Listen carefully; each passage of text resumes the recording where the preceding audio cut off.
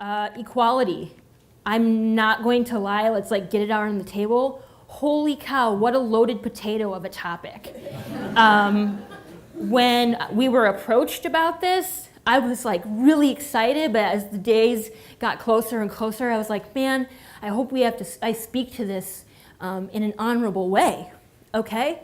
But I do want to say that the first thing that I thought about when it came to equality is actually all of the individuals and organizations that Bubbler Bikes has worked with in the past and present that truly manifest and advocate for equality. People like Riverworks Development Corps, Safe and Sound, Clark Street Neighborhood Initiative, Independence First with Damian Buckman down on the lakefront getting people with physical disabilities on bikes, which is awesome, and we're able to service those bikes. So those people we really wish to honor today because they help inform Bubbler with their advocacy and with their fight for equality and for justice for all in Milwaukee. And let's just not forget, Milwaukeeans right now today face a lot of barriers when it comes to access to basic needs. We're talking employment. We're talking about jobs. Excuse me, that was employment. We're talking employment is jobs. Cool. We're talking about obviously education, housing, health, and we're talking about opportunities, status, rights, and even identity. And more importantly, in connection with what I'm about to speak to, not so much specifically to bikes or specifically to bike share, but mobility and how sensitive of a topic that is, and also how mobility actually can really make or break our advancements in access to all of those things, listed things, okay? This is a lovely picture, isn't it? All right, so let's get to the core. Paul already kind of told you who I was. Yes, I've got the creative genes in me. I totally did that. I've been creative in the morning. I'm an art school kid. Went to Pacific Northwest College of Art, went to MIAD, studied printmaking, loved it. Love Rena Yoon. If any of you know who Rena Yoon is, she's a great mentor there. And I just made a lot of stuff, okay? And what I learned there was materials and method, and specifically the art of constructive criticism, okay, which is the critique. And more towards the end of my time at MIAD, I started doing a lot more sculpture and installation. As Paul said, that I worked with Jill Sebastian for a long while in school and then outside of school. One of the things that really differed from working in the public realm and working in installations is the wealth of unsolicited opinions about art, which is very different than the constructive criticism. So constructive criticism is like, I see that these traditional marks that you're making are translating crudely with the new medium that you are making. When working with, I'm interested in seeing the evolution of this development, and I'm excited. Okay, cool. So moving into the public realm, working in historic restoration, working with Jill, I got a load of this. It's too shiny. It's not shiny enough.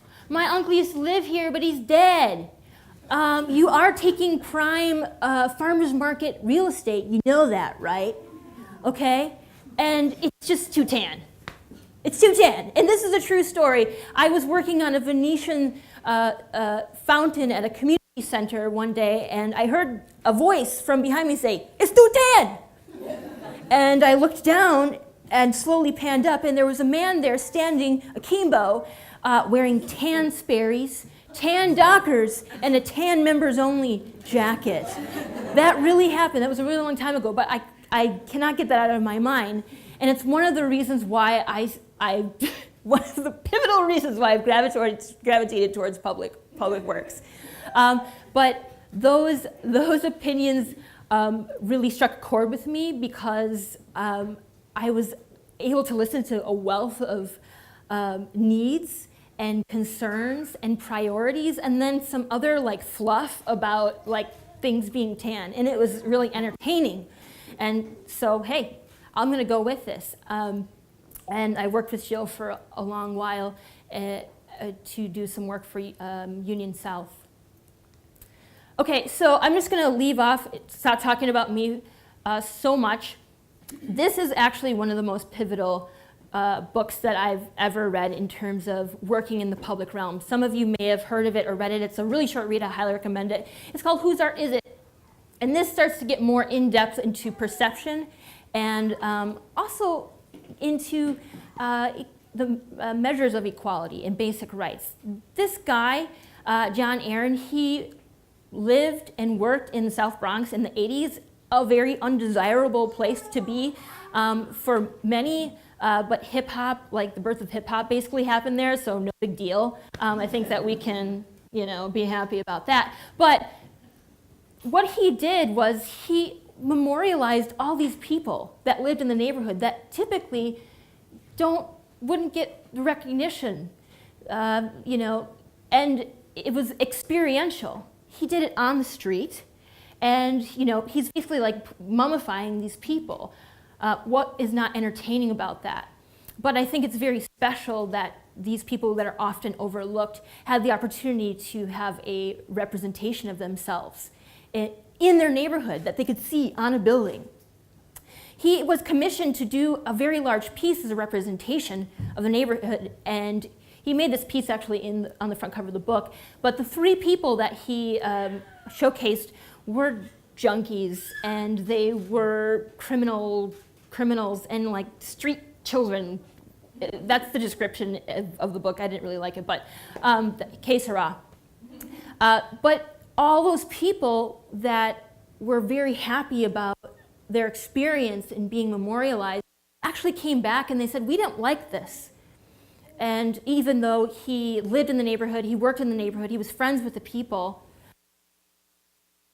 that a white dude was creating representations of people that were going through really rough times and he weren't facing the same realities as he was. And he actually had to remove these pieces. So where am I going with this?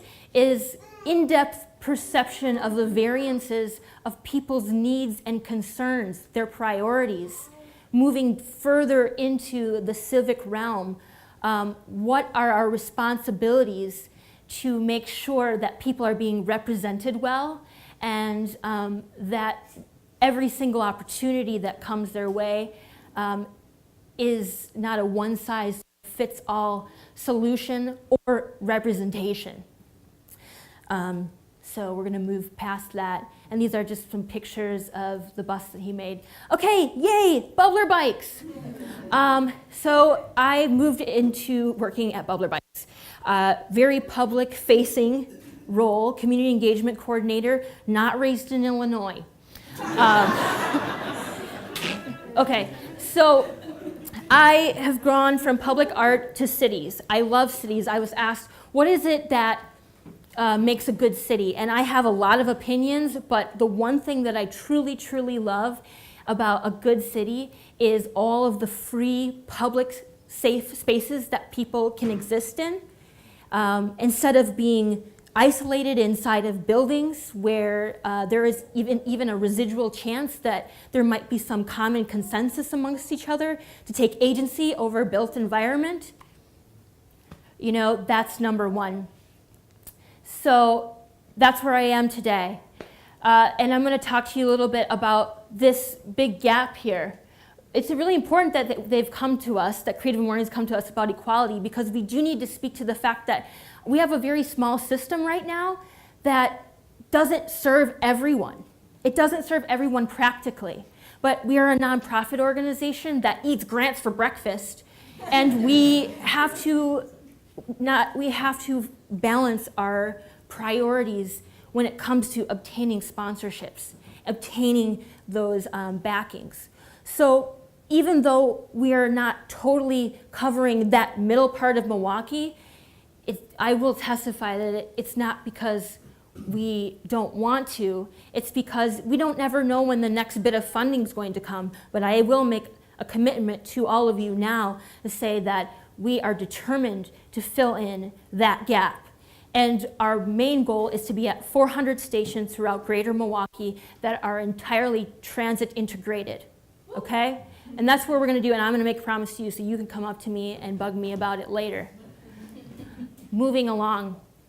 So even though we don't have fully integrated transit with bike share right now, one of the things that we decided to do is make sure that we do provide opportunities to hone job skills and training, and also just get more minds changing through consensus and through outreach. And I want to say that initially, these opportunities, which is the Boys and Girls Club mechanic program that starts at Mary Ryan, it goes all the way down to Dream Bikes and to Bubbler Bikes, and then the relationship we have with the Housing Authority of the City of Milwaukee to offer $8 cash or credit passes to anyone living in Section 8 in public housing. Those were opportunities that at first we didn't think about how people would obtain them. So I want to totally scrap actually the word of equality and go to the word equity when I talk about these opportunities. So while we may not be able to fill in that gap, we want to provide equitable opportunities as opposed to equal opportunities, because there's a big difference. For instance, our young people, we all know that our school system buses our young people all over the place. They have to be at so many different places at so many different times. What are the expectations we have for them for fulfilling our program? For achievement versus growth, okay? How easy is it to enroll in the program, all right? And then self-preservation. When you're moving all around, do you have time to eat, to rest? Those are the things that we weren't necessarily considering at first, but we needed to, just like anything else with jobs and education, etc. And then, just because I'm offering you a low-cost pass, does it mean the same thing to you as it means to me? I'm a biker. I'm the 8%. I drink the Kool-Aid.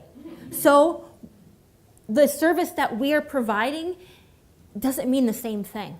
Are we paying attention to the perceptions, needs of people living in public housing and essentially living in underserved neighborhoods? Okay, so these are the things that we started doing.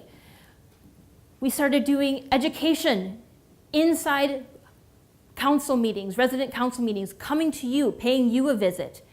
One of the things that is important about the work that we do in equity is, I'm going to tell you, it's all about built relationships. Built relationships are so important because in the neighborhoods that we serve, a lot of policy that goes into neighborhoods typically is not good policy, okay? A lot of people of color and poor neighborhoods bear the brunt of policy, whether it's being exposed to pollution, having bad infrastructure, etc. So how do I regain trust and not skip to just putting a bike station in your neighborhood and offering a pass and walking away? So a tactic that we learned, I wouldn't say a tactic, is just an engagement style, is actually one of he was going to do one-on-one rides with all the 55 plus residents living in his building. And we were being told about how he would just take people out on rides one-on-one because people weren't coming to group rides, and we didn't know why. And we later found out that people didn't understand why a group of people would ride together. That's like ridiculous. So like, I've got stuff to do, I've got children, I've got a job, I don't have time to go on your fancy ride. So we actually employed this guy, and we got people on bikes one-on-one, and eventually started doing group rides as a collaborative effort. Okay, so the questions that we have to ask ourselves in regards to equity instead of just equal opportunities, one size fits all, is where are the policies coming from? Are they coming from, or where is the changes making? Are they coming from top down or bottom up, like I said? When you create cultural consensus amongst a group of people, there's agency and value. And then we go to the policymakers and say, hey, look, we're doing these things. So that's very important in developing any kind of equitable aspects of bike share. Also, who are the representations out there of cyclists? Do they look like me? Through marketing materials and through materials on social media, are those people, do they look like me? Lastly, what was my last thought? Another thing that I have to ask myself is, am I creating safe spaces for people to learn, to be valued, to just have dialogue? So it could be, this could be exclusively a women's ride, or this could be a one-on-one ride. Those are really important things in building trust and building relationships. So what we would like to do in the future with bike share, even on a national level, is there are a few things that we have to get right. One, obviously, connecting to transit, more stations. We're a small, like I said, we're a small system, and we have to grow to be practical, and that's a reality. Getting the prices right. It's better to, even if you're offering a cash payment, offer a debit card payment too. A lot of people, we found actually 30% of the people that we have enrolled in this housing authority actually are using credit and debit cards. They just need a cash option to feel comfortable. It's a perception thing. A lot of people were saying, well, most people are unbanked, are underbanked, and they need this cash. Well, we've learned differently. Also, we need to do outreach right. Not this one size fits all, here's an opportunity, one-on-one experiences. And I think those are the key aspects to improving mobility, improving bicycle share here in Milwaukee and on a national level. Yeah, I think that's all I have.